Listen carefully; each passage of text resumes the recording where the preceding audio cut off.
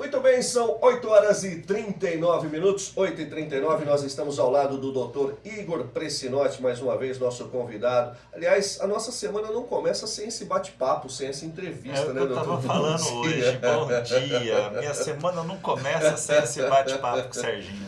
E hoje a gente vai falar de um assunto bem interessante, que é sobre obesidade e os problemas da obesidade. Aliás, primeira pergunta lá de cara, quais são os problemas da obesidade? Então vamos lá. Primeiro é interessante a gente definir o que é obesidade. Né? Porque tem gente que fala, obesidade é ser gordo, mas medicamente tem uma explicação. Existe uma fórmula que a gente chama, né, que um índice que a gente chama de IMC, que é o índice de massa corporal. Esse IMC, a gente faz um cálculo, né, a gente pega o peso e divide pela altura ao quadrado, e aí você tem um valor. Se esse valor tiver acima de 30, você é considerado obeso. Antes disso, você tem um sobrepeso, gordinho. Né? Mas a obesidade, como entidade patológica, IMC acima de 30. E quando você chega nesse IMC acima de 30, quando você é considerado obeso, aí você tem uma série de problemas, né?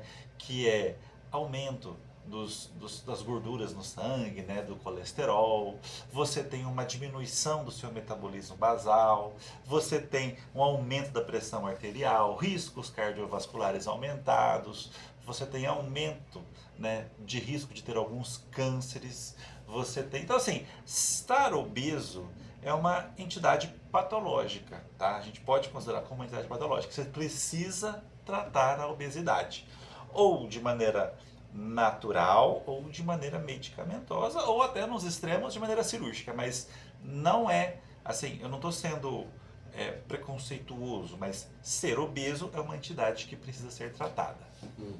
Depois eu vou fazer um cálculo, mas eu certamente estou assim. E por que as pessoas ficam obesas de repente?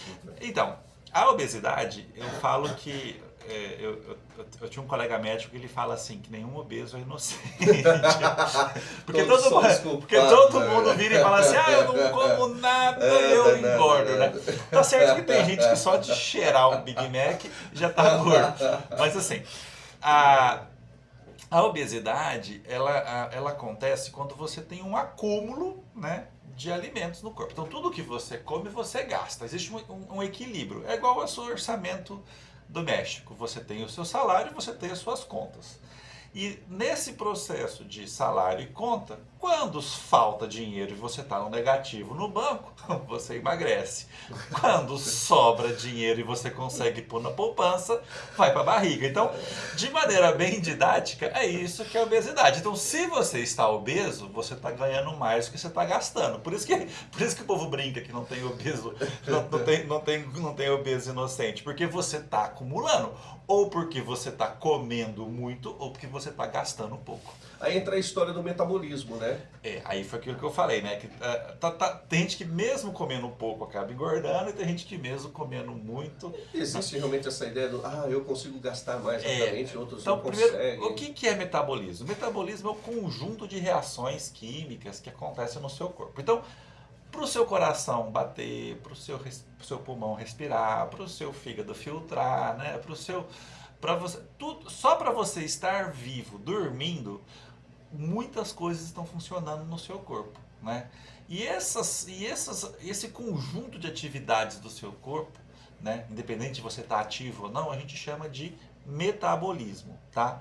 Então, você gasta até dormindo. Entendeu? A gente chama de metabolismo. Tem pessoas que têm esse metabolismo mais ativo, então eles gastam mais. E tem pessoas que têm esse metabolismo mais preguiçoso, vamos falar assim, e aí eles gastam menos. Por isso que tem pessoas que come, principalmente pré-adolescente, adolescente, dá uma raiva, né? Você vê aqueles moleques comendo aqueles lanches que se eu comesse a metade... Mas por quê? Porque o metabolismo do jovem, ele está mais ativo. Então é isso que é o metabolismo. E tem algumas doenças que diminuem ou aumentam o metabolismo. O mais famoso é a tireoide, né? Quando você tem um hipotireoidismo, né? A sua glândula da tireoide está funcionando mal, você tem uma baixa do seu metabolismo. E aí você acaba engordando. Então, sempre quando vem um paciente para mim gordo, né, com obesidade maior que 30, a primeira coisa que eu vejo é avaliar o metabolismo dele se está ok. E estando ok, aí a gente vai nesse processo de ganhos e pesos. Entra alguma coisa da essa coisa da hereditariedade? Tem sim a hereditariedade. Tem pessoas que têm os genes da saciedade mais ativos, menos ativos. Então tem gente comendo um pouco, já se sente satisfeito. E tem pessoas que não, e da mesma maneira tem outros genes, os genes de metabolismo e por aí vai. Mas é interessante notar que é o seguinte, a saciedade, ela não é instantânea.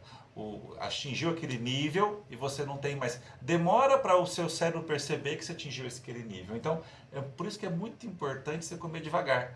Porque na hora que você está comendo devagar, na hora que você atinge aquele nível de alimento, dá tempo para o seu cérebro perceber que você chegou na saciedade e parar com a fome.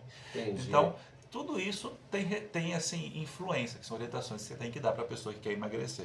E aí entra aqueles assuntos sobre os remédios, né? O pessoal começa a conversar e tal, esse deu muito certo aqui, aquele deu muito certo acolá. Existem esses remédios famosos, né, nesse processo todo.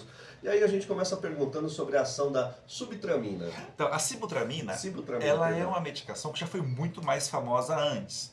Por que ela foi muito mais famosa antes? Quando eu me formei, eu prescrevia muito. Porque era uma prescrição branca. Era aquele receituário comum.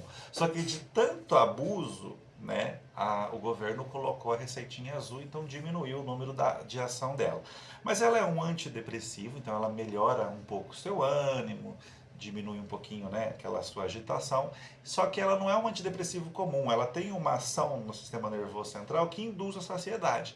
Então, tomar a sibutramina, se você não tiver contraindicação, é uma opção boa para quem tem obesidade, não está conseguindo com essas orientações sobre perder peso, a diminuir o peso de uma maneira até que relativamente segura se você tomar de maneira adequada. Daqui a pouquinho a gente vai falar do Ozempic, mas antes tem ainda para falar sobre o Xenical também. O Ozempic todo mundo vai querer, né? Todo mundo vai mas querer vamos saber. lá, o Xenical, essa é uma medicação que eu acho boa, por efeitos colaterais muito pequenos ou quase nenhum, ele não deixa você absorver gordura. Então, é aquela pessoa que come gordura, come x-tudo, come o torresmo, mas aquela gordura não é absorvida. Ela meio que desliga a absorção de gordura do intestino. Qual que é o problema desse remédio? Como ele desliga a absorção de gordura, aquela gordura fica no intestino. Então fica um negócio mais escorregadio. Entendeu? Então você tem uma urgência de ir no banheiro. Senão, meu professor falava que Xenical devia ser vendido com fralda geriátrica, porque você deu vontade, corre, porque senão o negócio vai rápido. Não vai dar então, tempo. Assim, você emagrece porque não absorve gorduras. Porém, se você comer gordura, você vai dar uma untada. Tem um efeito aí. Você vai dar um efeito aí. Vai escorregar. E a bupropiona? Bupropiona é um remédio também legal. Esse é uma medicação que foi inventada, né?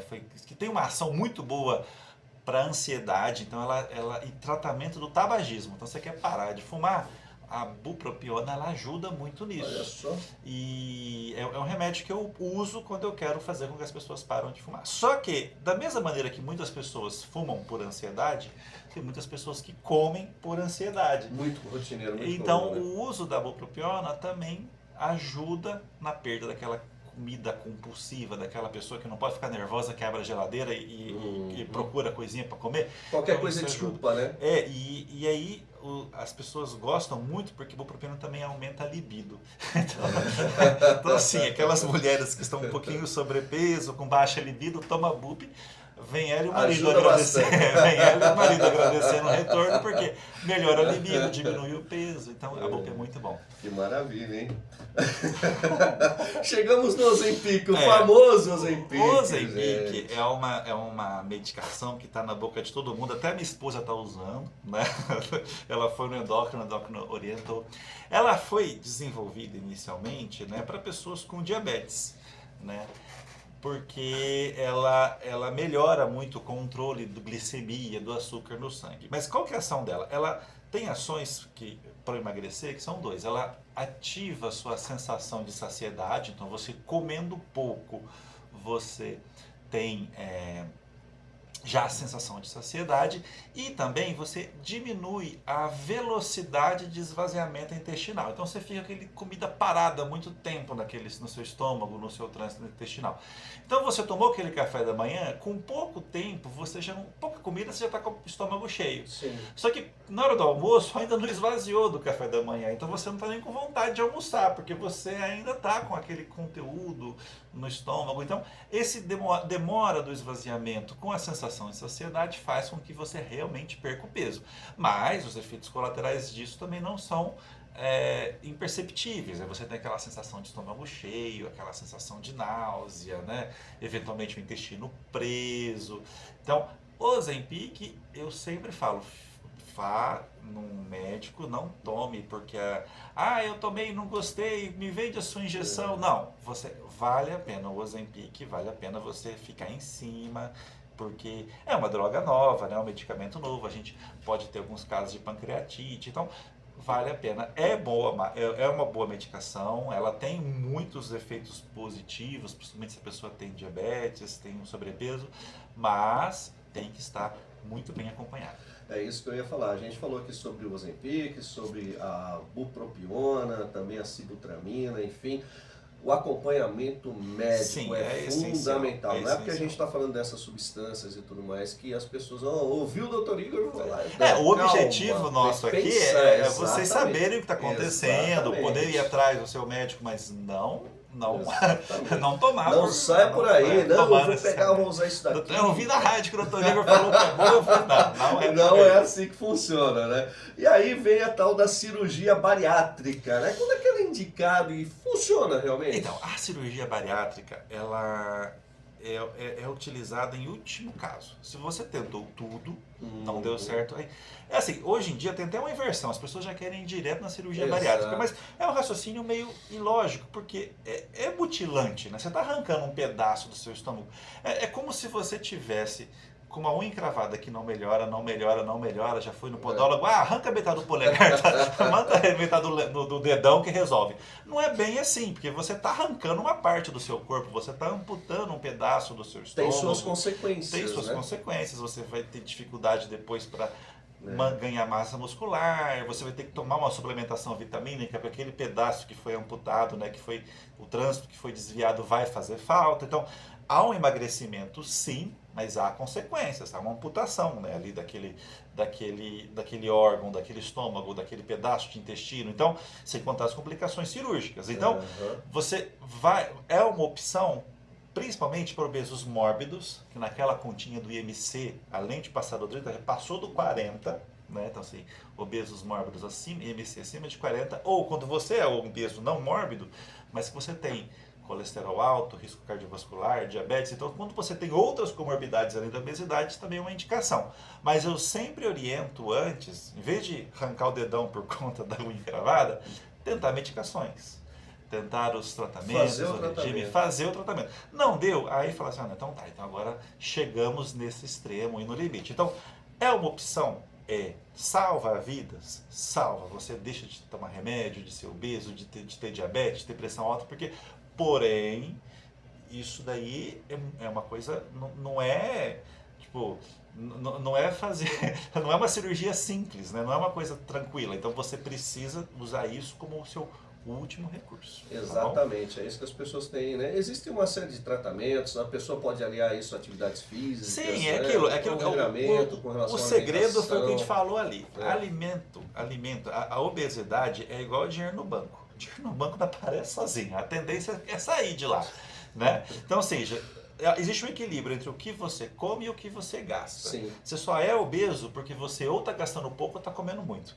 Então, ajusta essa balança, ajusta esse equilíbrio. Melhore a sua ingesta alimentar, melhore a qualidade. Tipo, 4 balas em quantidade calórica é igual a um bife. Você prefere comer um bife ou 4 balinhas? Às vezes você está com fome, só que não está com tempo. Vou comer uma balinha para matar... Para enganar. Cara, 4 balinhas tem a quantidade calórica de um bife. É melhor você não comer as 4 balinhas e comer um bifão, que é muito mais gostoso, te enche mais. Então, saber a qualidade desses medicamentos, desses alimentos e fazer atividade física vai mudar a sua vida, vai melhorar a sua saúde e a estética. né? Legal. Então tudo isso aí tá aí. Mais uma vez, vou pedir para você acompanhar essa entrevista, que logo mais vai estar disponível, ainda hoje vai estar disponível, inclusive no YouTube. Hoje já vai estar disponível. E assim, siga a gente, Dr. Igor Pressinotti, está no YouTube, está no Instagram. Além das nossas entrevistas, a gente está no Instagram com outras informações. Dr. Igor Pressinotti no Instagram, no YouTube, no Facebook e aonde mais vocês queiram. Estamos lá. Muito obrigado. Boa semana a todos. Agora já dá para começar a semana. Agora sim.